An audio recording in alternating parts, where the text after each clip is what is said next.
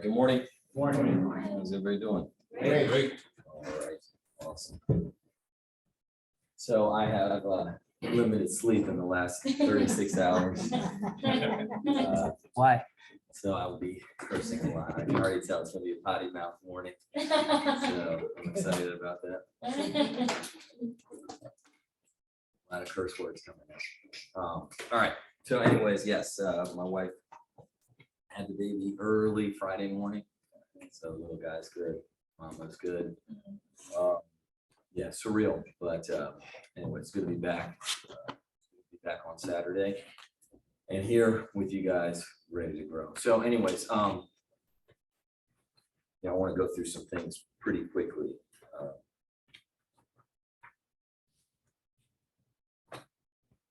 So, you know, one thing I try to instill, and this will go into some of the topics that I want to talk about today. Seep in there. If you're not growing, you're dying.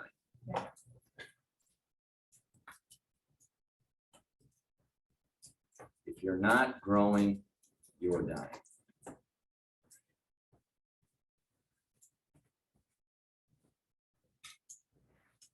And especially in this room with some of our key leaders, and I'll talk to them, and obviously this absolutely trickles down. You might be winning, but you're not growing.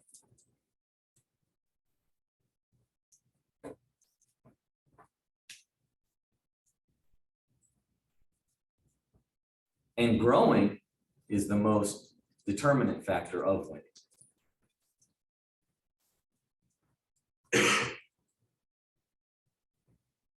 You know, and like I said, it's just kind of some things are on my mind. So, you know, I have, 4 children, right? I have to keep saying it so I remember, right?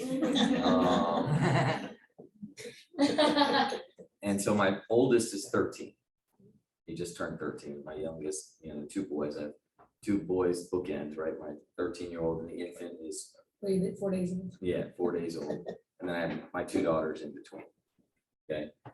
And when I had my son, I was 30 years old. And I was already over 250,000 a year of income. I had $500,000 saved. I lived in an apartment. Okay, so besides Samir, Primerica income, nobody in here is higher than me. I lived in an apartment, never eating out. I think my wife almost left me because I literally, this is not a joke. You can ask her. I went to Goodwill to get my son's toys. Because I buy toys for my son and he wouldn't play with the toy, he'd play with the box. So I'm like, why am I gonna buy a toy that's plastic for $29? I'll go, someone uses a toy for a second and then it's at Goodwill for $2. And not only was I 30 years old, living in an apartment, 250,000 income, I had $500,000 saved up in my account. And my income, for the most part, was passive. I wasn't writing personal sales. I had 100 people in a meeting, driving old cars. The only time I bought a decent car, and it wasn't a crazy car, it was a Lexus Bubble. At that time, it was $44,000. I leased it.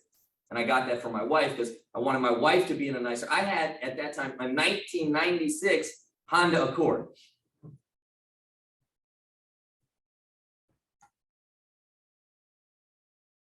And now, 13 years later, I'm holding another boy and, I don't know, right? I mean, cars, home, pool, money in the bank. I showed Samir came by, I was showing him, having some work done at the house. And, my house is already, like I said, I don't talk about these things because I just don't do it. But, my house is already whatever, $1 million house, right? But I got the bathroom done. I'm literally like the bathroom is a Moroccan spa, right? I mean, tile, steam room, tub, vanity, I mean, the whole thing, heated floors, heated bath, the whole deal. I've already won, but I'm not growing. See, many of you quitting your job, you won, you're winning. Some of you making it here, graduating high school, leaving your friends, making it out of whatever you made out, you already won, but you're not growing. See, I can tell a lot of you real comfortable. Your income, you're comfortable. I didn't get comfortable when I was at, now I'm comfortable now, and this is a problem, and I mean that, I'm professing that. So that anger that you're hearing, it's with me. It's not just you, but I could have been comfortable at 200,000, 250,000, $500,000 in the bank, but I stayed uncomfortable because I knew I had to grow. And that can be growth on any metric that you know, it could be attendance or licensing or personal growth, spiritual growth. You can't get content, man. That is death. You know, my dad came from a village. I've already won, man. I barely graduated high school and college. Definitely shouldn't have even graduated college. I've already won. If I was content on that, I wouldn't be here. Many of you, same thing. But are you growing? Because thank God, man. And I when I was holding that little guy, man, right? I was thinking, man, thank God, you know, I stayed uncomfortable because, you know, it's just crazy. And doing all the things, growing a base shop, promoting RVPs, you know, all those trainings, all those events, putting on all the events, all the op meetings, because, you know, that's why you do it. But you can't, you know, you can't get comfortable. You got to get out of your comfort zone. You got to grow, or else you're going to die. And that's why we do what we do. So anyways, a couple points I wanted to talk about. So we already talked about them. You know, growth is the only thing that matters. It's the only thing. It's it. It's it. Your income is stuck, you're not growing. And you can get comfortable. You can find out. I get it, right? I mean, it's funny because, like, you know, on Instagram, you think like everybody that you know can buy a sports team the way their Instagram looks. It's like, man, are they billionaires? Damn. Right? I mean, they like, wow.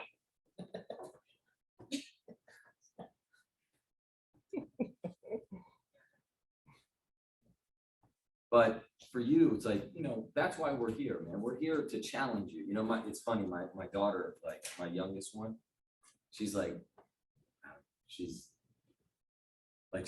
She's like already wants to get tattoos. She's into the Foo Fighters. I mean, it's the craziest thing. I'm like, who is this, right? And you know, it's just like, yeah, because my niece like has all these tattoos. Yeah, I like that. Can I have this? When can I have it?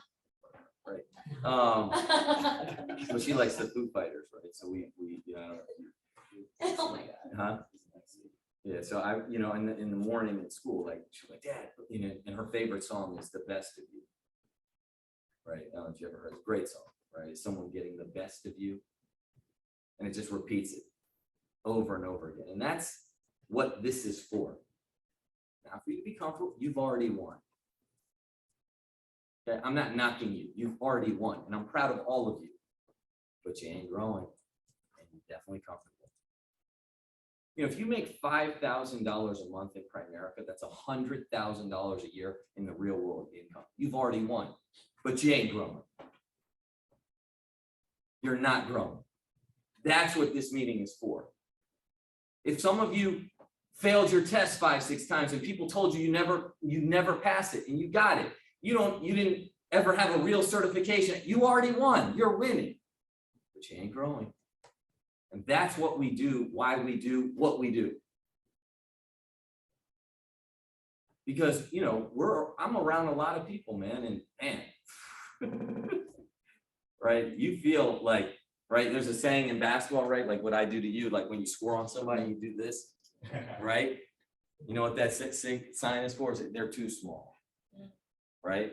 Like you put them in the post, you score them like what I do to Josh, right? Just back. Don't use legs because he's got these chicken legs. You got to work out a little more. Okay?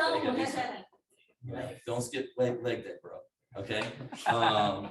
Right. That's an inside reference, but you know, it's too small. Right. I'm around a lot of people. I'm way too small. They got a lot more passive income, obviously in Primerica for sure. But you know what? The thing I'm happy about, like every single meeting, every single training, I'm always, how are we going to grow this? How many people did we have? What can we do to make every single time? Because I'm just wired that way. And sometimes it's playing tricks on myself. It's reward punishment. It's living a certain way, being uncomfortable, rewarding if I've done something, also being around other people that make me feel small.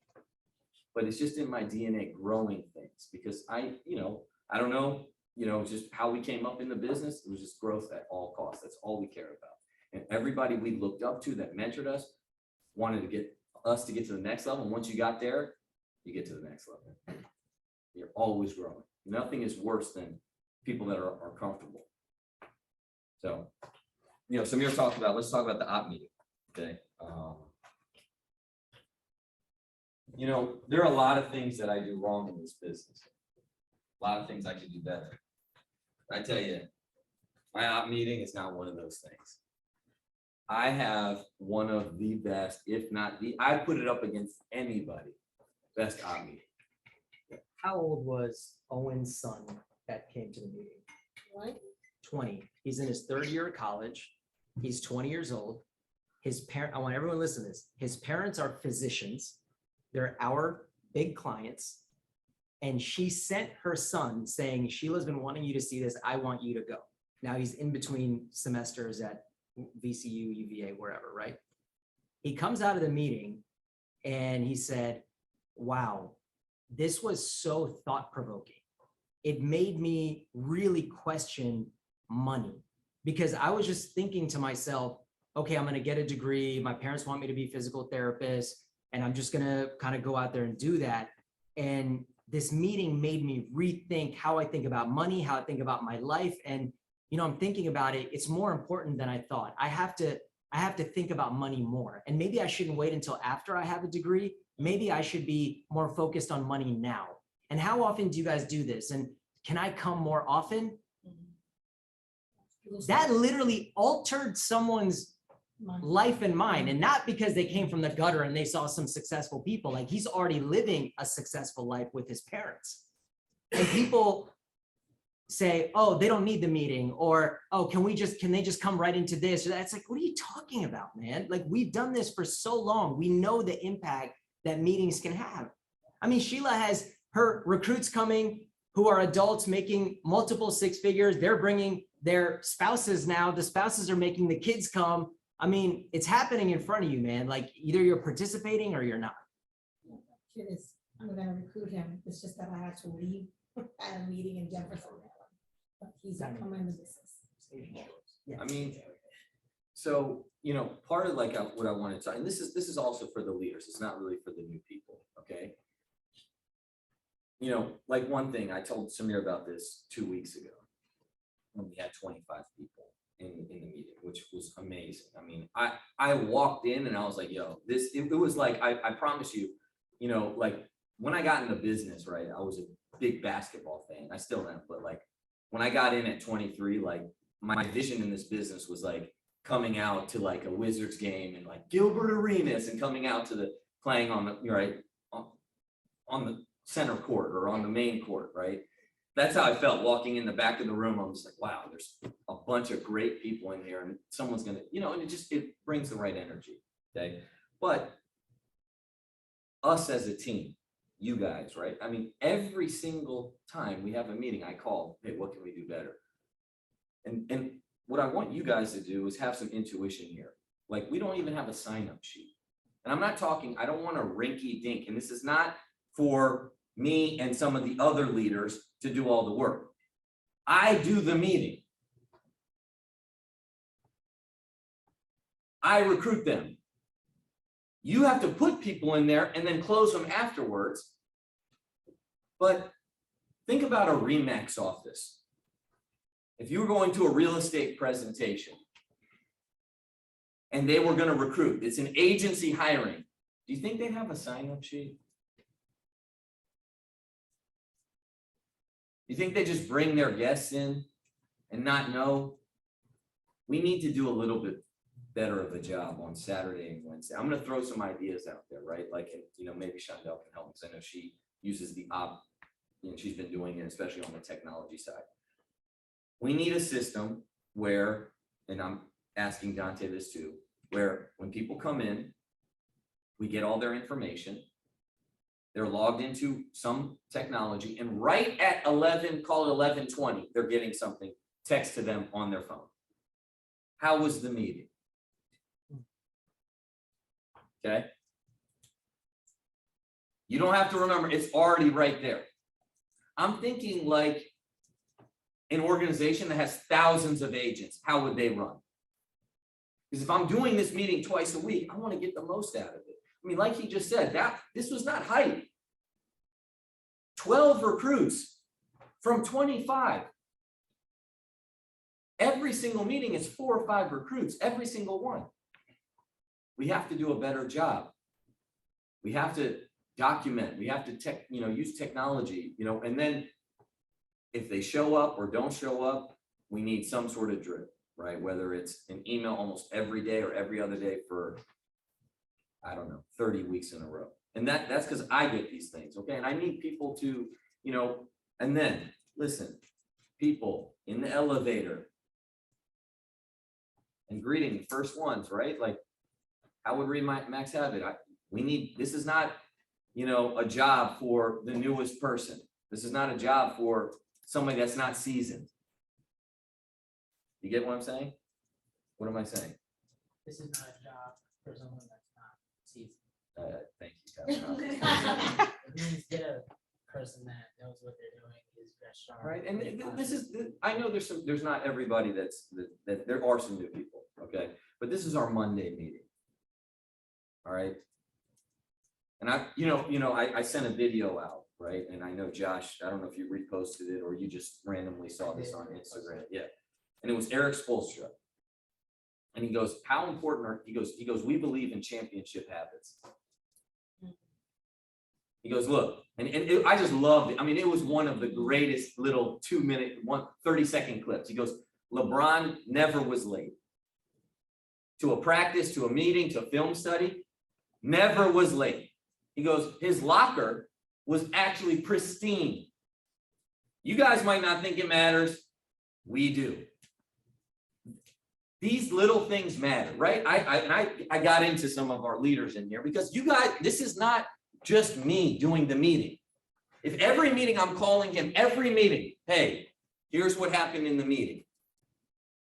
Whose guess was that? This was great. Look at how the feedback. What can we, we've been doing this for years, decades. Every meeting I call them, I'm like, hey, how are we growing? So you guys got to think like this because you got to do your part. You got to do your job. You got to make sure the freaking guy doesn't sack me. You understand?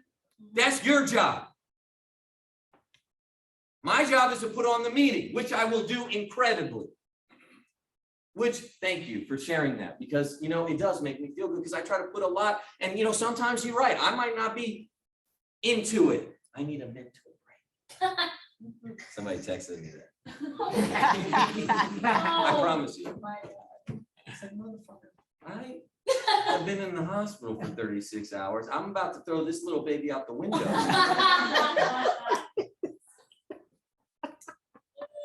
Because he won't stop crying. Oh my. And he's already terrorizing the whole family. I got a routine. I got things to do. And he's just come in my life and wrecking shit. I need a mental break. But you guys got to make sure you run your route properly. Or just block the freaking linebacker so he doesn't sack me. Because the play is going to go for a touchdown. And I need you guys to be smart out there. So I came in the other day and I coming up the elevator and I don't know who sent the greeter in there. Okay. And I said, hey, how's it going? And he goes,